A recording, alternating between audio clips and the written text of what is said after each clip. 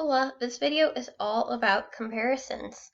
Typically, comparisons in Spanish are going to follow the same word order as English. So it's like each word is going to be in the same place in the sentence as in English. One difference with Spanish is that most of the times with or actually all the time with comparisons, they're going to use the phrase like more something than or less something than. In Spanish, they do not have the ER ending. So for instance, in English, we would say like more pretty than, whereas like sometimes someone might say like prettier. They always do like the more pretty than setup in Spanish, and they never do like the type of thing. So for comparisons in Spanish, we obviously need to know the word more, that is más. You can also do comparisons with less, which would be menos. And then the word que, notice that que does not have an accent, means than.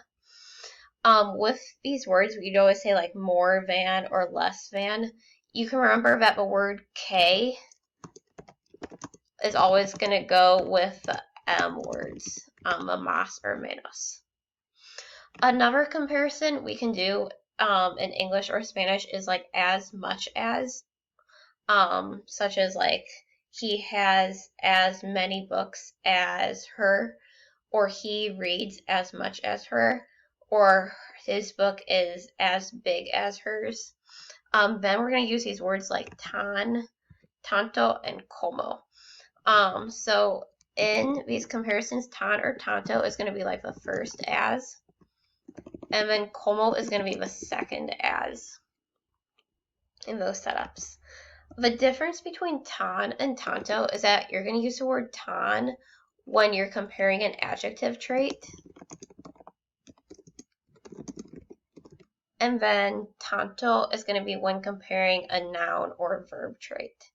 So for instance, if we are talking about hotels and I say my hotel is as big as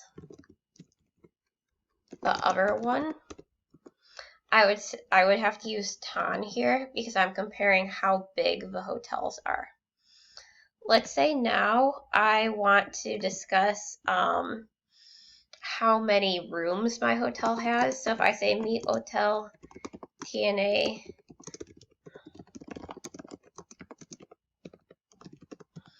tantas habitaciones como el otro, now I'm comparing how many rooms the hotel has. Rooms are a noun, so that's why I have to use tanto now instead of tan. And note that I did change the ending of tanto to tantas. That only happens with nouns when I want this word to agree with my noun. And since habitaciones is feminine and plural, I did change tantas to be feminine and plural as well. So one thing, if you're into translating words, you could remember that tan is like as, whereas tanto would be like as many as, or like as much as. So that could be another way to keep those straight. Let's do a few examples of comparisons. So I just did a couple with tan and tanto. I'll do one with, let's say, menos. We haven't used menos quite as much. So here's two hotels I stayed at. This hotel had a lot less beds than this hotel. So I could say el hotel número dos has less beds than hotel número uno. So literally this is the same setup in Spanish as in English. So I'd say like the hotel 2 has less beds than hotel 1. So that's comparisons. Just like in English, we would never say like the more good or the more bad. We'd use like words like better or worse. They do the same thing in Spanish. So the Spanish word for better is mejor. The Spanish word for worse is peor. Then the words older and younger are also irregular in Spanish. Mayor means older and menor means younger. You can remember those by someone who becomes a mayor is going to be older, And someone who's under 18 is a minor, which sounds like menor. The last topic with this is going to be superlatives. What a superlative means is when you're comparing more than two things and you're saying one is like the most something or the least something or the best or the worst. How this is different from comparisons is not very much. You're just going to add in the word the to say like the more something or the less something. The word for the in Spanish is el, la, los, or las, and the version you'd pick is based on what is being compared. And then these irregular words, so mejor, peor, mayor, menor, are also still going to be used when comparing three things. So I'm going to do a few superlative examples. So now I have 3 hotels. I've stayed at all of these hotels, and I would say I liked that hotel, the 3rd hotel, the best. So I'll put a border on it, so that way you know that that was the one I liked the most.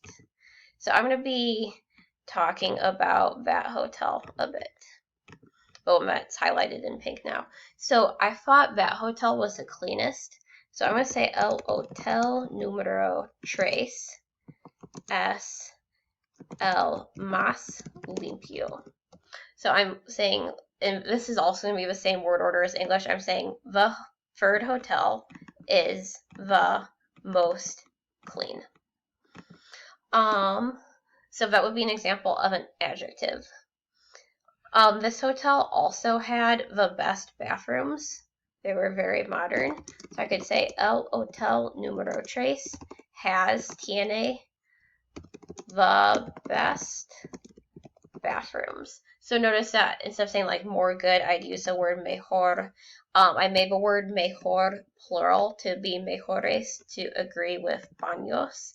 And I also had to choose los because baños was plural. At all of these hotels, I also slept I think I slept the least at this hotel just because I stayed up too late.